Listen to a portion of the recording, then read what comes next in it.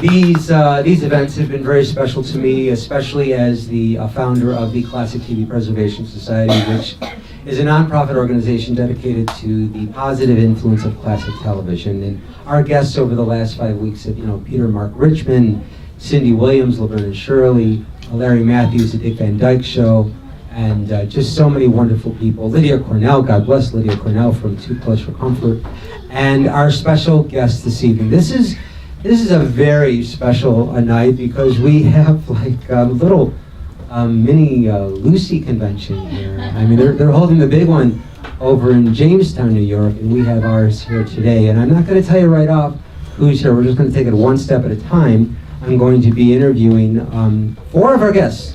4. We have 4 guests tonight, one by one, and then they're all going to stick around, just like on Johnny Carson and Merv Griffin in the old days.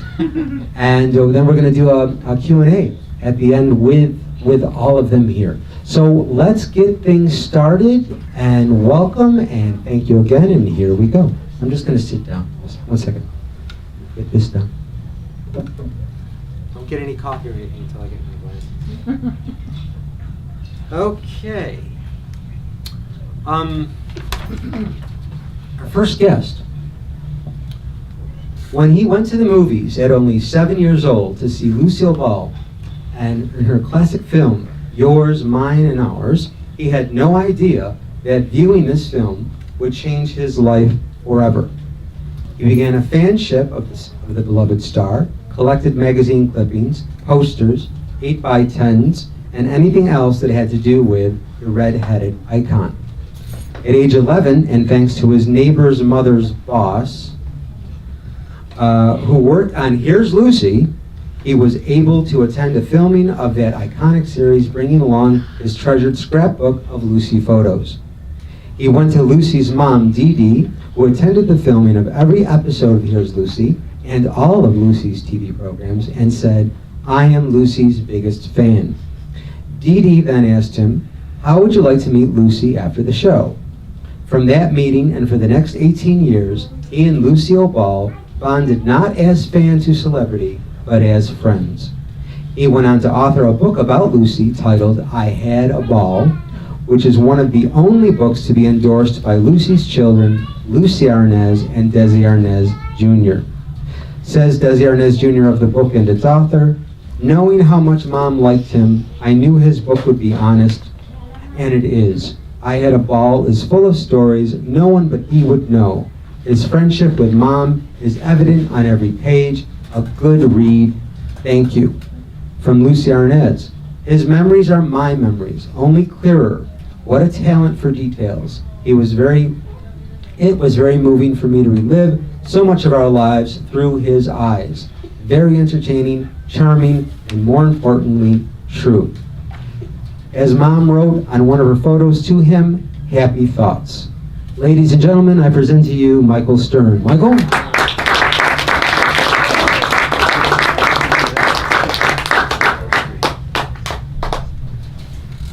How are you, Michael? Nice to see you. I got to tell you that wherever I've gone over the last 20 years, there you were. He knows everybody. I think we first met at the TV Land Awards about 12 years ago, and I was standing next to Bill Asher and his wife Meredith. Bill Asher, writer producer of Bewitched, and I had said something about meeting Marlo Thomas, or no. Then Marlo Thomas came by. I remember that, right? And also Patty Duke. Patty Duke, yes. Am I on? No. Turn on the button. I work in TV production. You would think I would know that. Okay, you gotta, Hello, hello. There we go. Okay. Oh, no, I'm off. Am I on? Okay. And I'm on. Okay. We're both on. All right, so tell us about, my gosh. Now, first of all, I got to tell you, and I've said this before, Here's Lucy is my favorite Lucy show. It just is. And one of the great things about it from the beginning, and why it's so wonderful to me, is that the curtains open up, and here's the show. Whereas today, you don't even see the... There's no opening credits. There's no opening credits. So you were there every show for every episode? No. Oh, okay. I watched every episode, but I went to 5 different episodes. And the first one I went to was October 28th, 1971. I was just 10 years old, almost 11. I had to lie. There's no kids here, right? I did not lie. I was 12, even though I was 10. And I got the tickets, and the guest star was Robert Cummings. And the week before, I had missed it by 1 week, was Vivian Vance. So, but I got to see. Explain who that is for the non-Lucy people. Everyone should know Vivian Vance, Ethel Mertz from I Love Lucy. You all, yeah, you know I Love Lucy. You've seen it before, right? Yeah, I like the Lucy special. Lucy specials? Wow. All right, see? And how old are you? 7. 7. And you watch every I Love Lucy show, right? Not every. Do you ever watch the Lucy show? I do. You do? Why do you like the Lucy show? Well, I think I know the answer to that. Funny. It's funny, okay. It's not the answer I was thinking, but okay. I'm not sure she knows the connection yet. Oh. She might. You can tell her now. Maybe she I'm not going to be the one to tell her. She knows about it, but it doesn't quite make sense. Her dad played Lucy's son. And his name? Jimmy Garrett. Played yeah.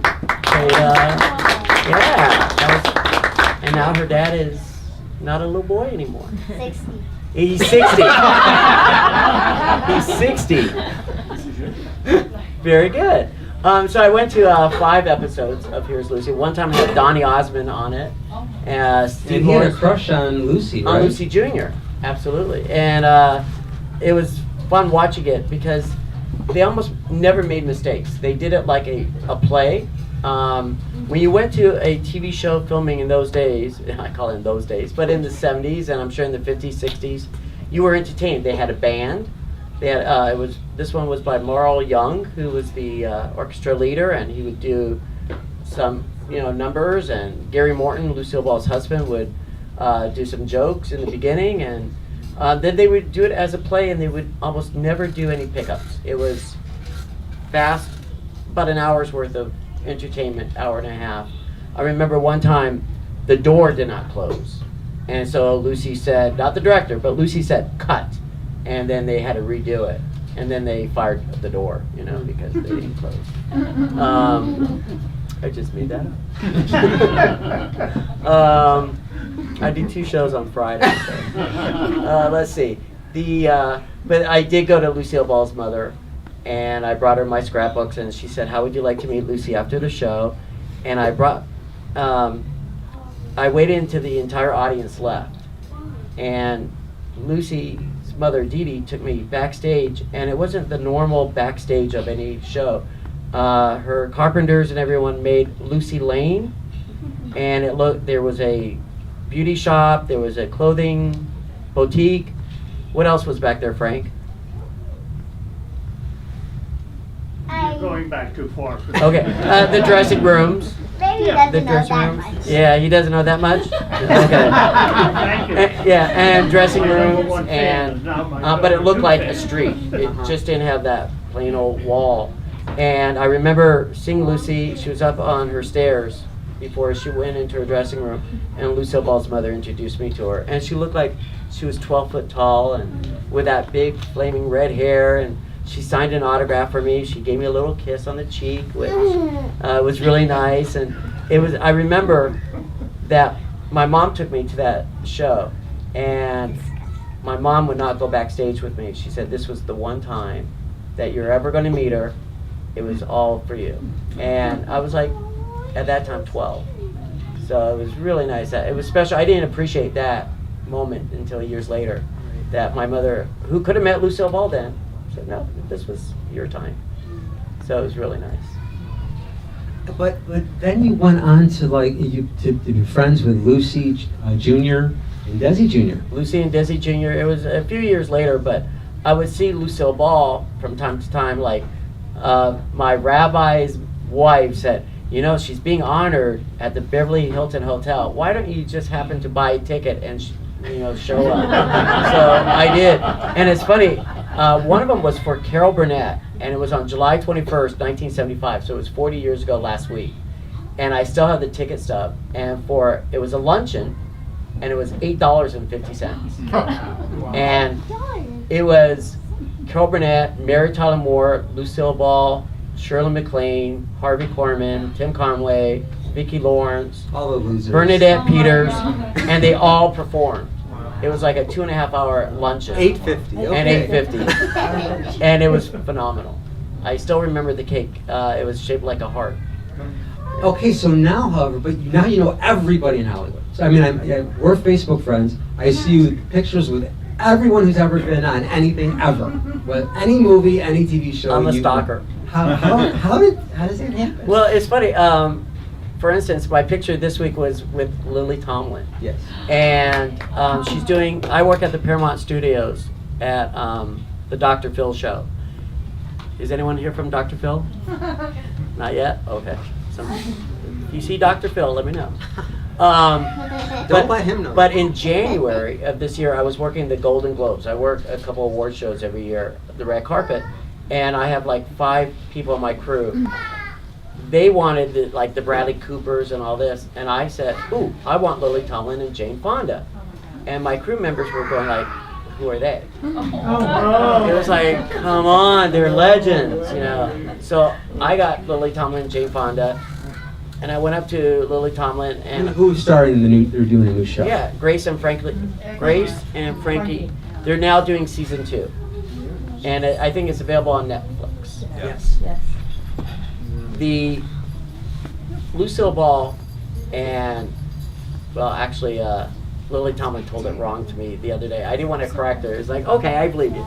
But Lily Tomlin, Bette Midler, and Lucy all received the Lifetime Achievement Award for the Comedy Awards. And Lucy did not go to this event, but Lily and Bette, when they won, they went up on the, to accept the award, and then they started talking back and forth how Lily had never met Lucy, and Bette Midler said, oh, we're friends, well, I've met her before, she's really fun, we should go out to dinner, and this was on live TV. Am I correct on this story? Yes. Okay, there's no mistakes yet? Ish. Ish? But I remember. So maybe Lily Tomlin was right, okay. Then, but I had some photos, and I had it on my phone, of the 3 of them talking, because Lily Tomlin never had the photos. So I sent it to her, she gave me her phone number, and I texted her the photos. And about 3 days later, she wrote me back, and she said, oh, thank you so much for the photos, and I mentioned that I had a book, she wanted a copy of it, I sent her my book, she wrote me back about 2 weeks later, she read it, she loved it. Then I told her I work at Paramount Studios, and one day, about 3 weeks ago, she said, hi, how you doing? And I found another photo of that event, which I had never seen before, and I got her a hard copy, so I was in her dressing room on Monday for about 45 minutes just talking, and she was telling me some stories and how Lucille Ball did not like her humor, and that's why she never met her. But Lucille Ball, she said Lucille Ball and Red Skelton just did not understand her type of humor. Right. And but after they met at Chasen's and they had a nice dinner, they had talked a few extra times. So on Here's Lucy and all the other shows, Back I to mean, Here's Lucy. Essentially, did she seek out guest stars, or did they seek her out? I'm sure everybody wanted to be on the show, but how did she choose the guest stars on her shows? What I've been told in the past. Hi there. I know other people. You know, They everybody. had ideas, and they would pitch ideas to Steve Lawrence and Edie Gourmet, or if it wasn't for Steve Lawrence and Edie Gourmet, it might have been for Setting a Share, and they just changed the names. I know the one big star they really wanted was Elvis Presley, and according to what I was told, the what was his manager's name? Tom Parker. Colonel Parker. Colonel Parker had all these demands, and we want like $200,000, and we want this, and we want that, and CBS was about to do it, but then Lucy was at a party with Elizabeth Taylor and Richard Burton, and Richard Burton went up to Lucy, and they talked, and Richard Burton said, we would love to do your show sometime, and within a couple days, they had a script ready for them, and Elvis went out the door, and and they got Elizabeth Taylor, Richard Burton, which were the biggest stars. And at the yeah, and time. it was the highest rated, I'm assuming, episode It was of the series highest. ever. It was the highest rated, and Directed by Jerry Paris, who played Jerry Helper on the Dick Van Dyke Show. Right? why are you laughing?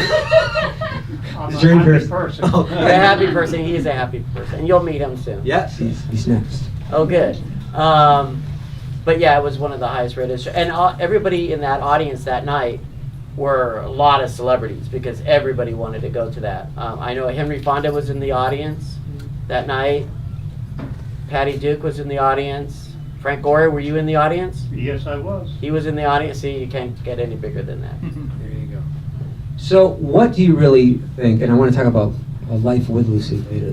What do you really think is the key, or was the key, or remains the key forever to Lucy's just wonderful appeal? She was, for television, she was just a wonderful comedic actress. She could make you laugh. You could forget about all your troubles, and a lot of people had troubles, and just turn her on and you forgot all that and you just laugh. And you could watch it now 30, 40, 50 times and you're still laughing. My biggest thrill was one time she was doing a Lucy seminar just like this with about 3,000 people, and I remember watching clips of I Love Lucy and listening to like 3,000 people laugh all at the same time. They had seen it a million times and they just all were laughing. And it's joy. She just brought a lot of joy to a lot of lives. And I know people came up to her and go, you were my medicine. I was in the hospital and I wasn't going to make it, and I watched you all the time. And she was a good doctor. She was good medicine. Now, she left Here's Lucy on her own accord. How did that work out? She was just ready to retire. She did every show, 6 seasons, and it was time for her to bow out. I saw an interview with her that I think Barbara Walters did, and Barbara asked her why she left the show. She goes, well, she says, there's a lot of shows at the time, All in the Family, Maude, more realistic comedies, and she goes, she felt a little bit old-fashioned. I thought that was pretty cool of her to say something like that, so honest, even though to me and to everybody else, she could have gone on forever. And she was still top of the game. I mean, she was still, ratings were still very high, and but things were changing. I mean, the times were changing, But she came back. No, she did Stone Pillow 1985, right, which is a TV movie where she played a homeless person. Right, and she did not want to end her career as a bag lady. Well, and didn't everybody say, come back, we want Lucy back? Isn't that what they said? People were begging her. I mean, you walk anywhere and people were going, come back to TV, come back to TV. And after 12 years, a gentleman who produced a few shows named Aaron Spelling invited her back. It was his first time doing a comedy show. Sold to ABC. No pilot. It was like, see, whatever you want, full season, we'll give it to you. She started television. It's like, can't go wrong. And she had her writers with her. She had Mark Daniels as the director. And you were there for that show. I was there for everyone. There you go. I was there for every episode. Awesome, And awesome. And it was getting, actually, I loved it from the get-go, but it was getting better towards the end. It was getting better. And ABC didn't give it a fair shake. No, and they found a new Ethel for her at the end, Jane Meadows, and by then it was too late. And Audrey. Or Audrey Meadows. Sorry. We wanted Jane, but Audrey came in instead. Yeah, no, Audrey Meadows. You're right. I'm sorry. But they were perfect, and watching them in rehearsal was a blast because here were two legends, from the Honeymooners and I Love Lucy, and here they were working together, and they looked like they could have been sisters, right? With the red hair, and but it wasn't meant to be. It just wasn't. And but Gale Gordon, he was 80 years old. Unbelievable. You all know Gale Gordon. Mr. Mooney, Mr. Carter. Yeah, Uncle Harry. Were you there for the special that she did where she got everybody back in 1977? Were you there for that? You mean the filming in September 2nd, 1977? That one? I think so. Yeah. Just the other day I said there was a Lucy special on, and somebody was telling all the episodes 3 in this. I go, I never did that. I guess I do that. Yes, Mary Jane Croft was there, and Mary Wicks. Ed McMahon. Ed McMahon played the husband. And first time that somebody else played Lucy's husband in the series. Yeah, and it was videotape. Videotape, yeah. Now, whose decision was that? I think Frank Gorey, it was his decision to do videotape instead of film. It was your idea, wasn't it? Ken Salbeck. Yeah. I guess that was the time, you know. It was Because cheaper. because it was also something that all shows were doing at the time, and she felt she wanted to relate. And it was Yeah. cheaper probably to produce, and Steve Allen was also on it. Oh, I'm trying yeah. to think who else was on Elliot it. Reed. Elliot. Elliot Reed was on it. He was Mary Jane's husband. Elliot Reed was on it. Yeah, Elliot Reed was on it too. Wow. Yeah, he was an idol Lucy. Okay. Yeah. But talk about Stone Pillow, that movie. I'd rather talk about the Lucy Calls the President. Stone Pillow was, you know what? Only for the reason I never went to the filming. To the filming of Stone Pillow? Of Stone Pillow. It was done in New York. She was very proud of the movie. She was Emmy nominated for that? No, she was Wow. not. But it was the second highest rating of the week. Charlie's Angels beat her, if I remember correctly. But no, it did really well in the ratings, and everyone thought she would receive an Emmy nomination. She deserved it, but she didn't get it. So she came back to television. Okay, so tell us just a little bit about your book. The book is Through My Eyes. There's a lot of Lucy books out there that people who have never met her, and it would say, well, Lucille Ball was thinking this, and Lucille Ball was thinking that. You don't know what anybody else is thinking. So these are my stories through my eyes, some of them that Lucy told me herself, and that she shared with me, so I told those stories, or dates when she came to the May Company in North Hollywood to make sure that I was working, because she said I could be her #1 fan, but I better get a job and stay in school. And so she actually came on Memorial Day. Don't do drugs. And don't do drugs. I never did drugs. Never did drugs. But she actually came, and I remember the linen department where I was working was on the 3rd level, and when she entered on the 1st level, and people didn't know she was coming, by the time everybody knew. I was getting phone calls, Michael, she's on her way up. She's on her way up. She's coming. She's on the 2nd floor. She's turning left. She's going up the 3rd floor escalator. Here she is now. So I met her at the escalator. She was with Mary Wicks.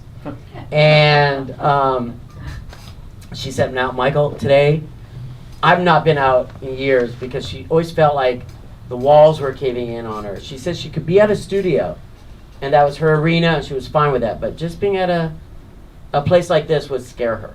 So, because she knew everybody would always be staring at her. So, no one bothered her. One little girl came up to her and said, could I have an autograph? And Mary Wicks said, no, she's not signing autographs today. And Lucy said, yes, I am. So she signed an autograph for her.